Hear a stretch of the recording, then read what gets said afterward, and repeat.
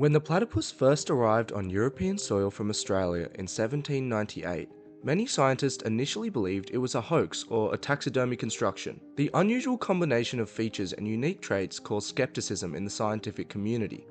Some scientists even cut the platypus open to look for stitches. Now the platypus is one of Australia's most iconic animals, but there's still so many unanswered questions about this animal.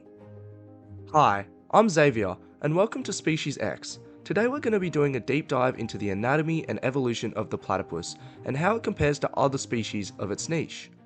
The platypus is one of, if not the strangest animals in the world. Residing from Australia, the platypus, scientifically known as the Ornithorhynchus annulatus, is not blue with a top hat, but even if it was, it wouldn't be the weirdest thing about it. Located in freshwater systems including rivers, creeks and lakes, their range extends from northern Queensland down to Tasmania. They are also found in some western flowing rivers and waterways in New South Wales.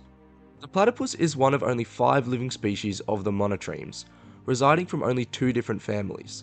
They are a group of unique egg-laying mammals, which include the platypus and the echidna, one of the other weird and wacky species from Australia. What makes the platypus especially weird is, well, everything? The platypus, as well as laying eggs, has a duck-like bill that uses electroreceptors to hunt its prey. The platypus is nocturnal and spends most of its time in its burrow, and if it's not, it's foraging at night. The platypus mainly hunts invertebrates, particularly insect larvae. The species also feeds on free-swimming organisms like shrimps, swimming beetles, water bugs, tadpoles, and at times worms. The platypus doesn't actually have any teeth. Inside of their bill, the platypus have flat pads of hardened tissue that act like grinding plates to break down food along with gravel. Platypuses store their collected prey at the bottom of the sediments in their cheek pouches and bring it to the surface where they consume their prey. The platypus lacks a separate sac for digestion. Their gullet, also known as the esophagus, connects directly to the intestine, bypassing a stomach entirely. Studies have shown that the platypus has lost or deactivated many of the genes related to stomach digestion, like those responsible for pepsin and acid production. It's theorized that this adaptation might be related to their diet, which consists of bottom-dwelling invertebrates. This could be the case because many of them have high calcium carbonate, a substance that neutralizes stomach acid. Platypus have over 40,000 electroreceptors just in their bill. They are activated by electrical fields generated by other animals' movements. This is so important because although the platypus goes underwater to hunt, they actually can't see or hear when diving. They close their eyes, ears, and nostrils when diving. So when the platypus is foraging, it uses the electroreceptors as its vision. Many people know it by the sixth sense. Diving numerous times per hour and staying submerged for up to 2 minutes, the platypus can only reach a depth of about 10 meters, but due to their living environment, this is not detrimental. The platypus also have mechanoreceptors, primarily found in the bill. They are specialized sensory receptors that detect mechanical stimuli like touch, pressure, and water movement. These receptors include push rods that help the platypus navigate underwater and locate prey by detecting subtle changes in water pressure. Mechanoreceptors play a crucial role in detecting prey and navigating their environment. Platypus are one of only 4 of the mammalian orders to have venom. The male platypus have venomous spurs on their ankle, which they use during mating season to deter other males. This venomous spur is hollow and secretes venom composed of at least 19 different proteins, including defense-like peptides, C-type nucleatic peptides, and nerve growth factor. The gland producing the venom fluctuates in size throughout the year, and can attain a venom capacity of up to 4 milliliters during breeding season. It's reported that males become extremely territorial during breeding season and attack other males even when females aren't in the area. Female platypuses have rudimentary spur buds that don't develop. They lack functional crural glands. This venom appears to be related to that of several species that are not part of the platypus's evolutionary lineage, such as certain fish, reptiles, insectivores, and spiders. The platypus has even more curious attributes, including webbed feet and a beaver-like tail. These 2 appendages help the platypus swim and burrow. Platypus feet have retractable webbing, which expands when in the water, allowing them to paddle and steer easily. When on land, the webbing retracts, enabling them to burrow and move more efficiently. Their front feet are primarily used for paddling, while the back feet help with steering and braking in the water. The tail acts as a stabilizer when the platypus swims, and is also used for burrowing.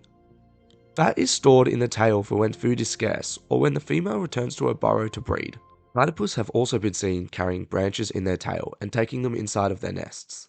Platypus burrows are divided into two types: nesting burrows and camping burrows. Male platypuses use multiple short 1 to 3 meter resting burrows for shelter and protection from predators and temperature extremes.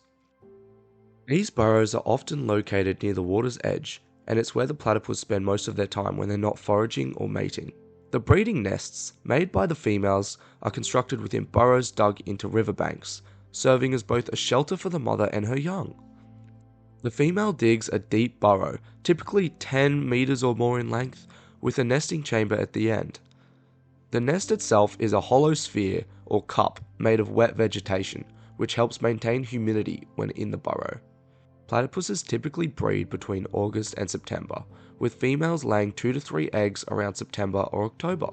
The eggs are incubated in a burrow for at least 10 days before hatching. After hatching, the young platypus suckle for 3 to 4 months before leaving the nest around June or July. The female platypuses don't actually have nipples, like most mammals.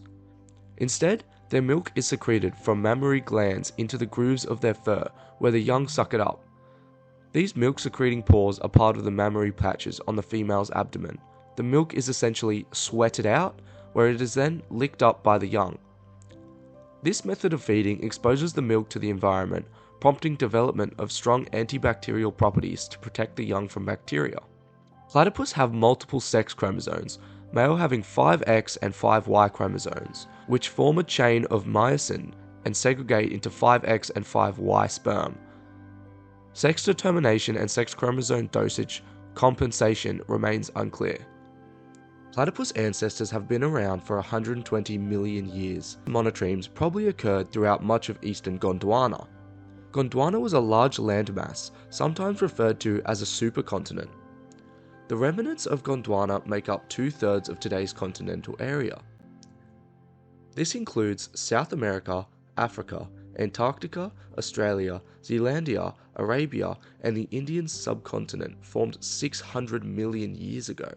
The monotremata are considered to belong to the mammalian subclass Prototheria, which diverged from the Therapids line and led to the Theria and subsequently split into the marsupials and eutherians. The divergence of monotremes and therians falls into the large gap in the amniote phylogen between Etherian radiation about 90 million years ago. Ornithorhynchids occurred across the continent of Australia, but none survived on the other continents. Molecular clock estimates suggest that the echidna and platypus family diverged from their common ancestor between 17 and 90 million years ago, based on different genes and traits. The oldest estimations suggest that the split may have occurred during the mid-Cretaceous from 80 to 100 million years ago. The divergence of mammals from the Cirrolipids lineage around 315 million years ago.